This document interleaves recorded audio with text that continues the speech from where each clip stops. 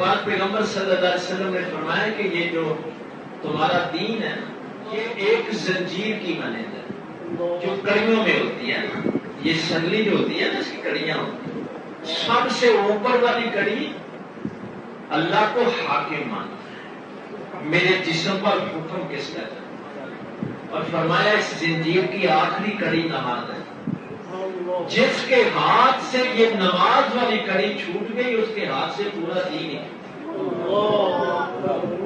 اس کے ہاتھ کا کھانا نجس ہے، پلید ہے، اس نے دین کے ستون کو گرا دیا، صلاۃ و عبادت دین ہے، اس نے اپنے پورے دین کا بیڑا غرق کر معلوم شریف بھی ہے، مجھے بھی کہے نا کہ واقعی کربلا ایک جملے میں بیان کرتا ہوں، میں صلی اللہ علیہ وسلم یہی حدیث بیان کرتا ہوں۔ کربلا کیا ہے؟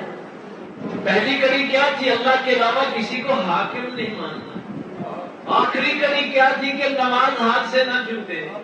کربلا والوں نے اللہ کے علاوہ کسی کو حاکم ہی نہیں مانا، تلواروں کے سائے کے نیچے نماز پڑھ کے بتایا دین سارا ہمارے ہاتھ میں ہے۔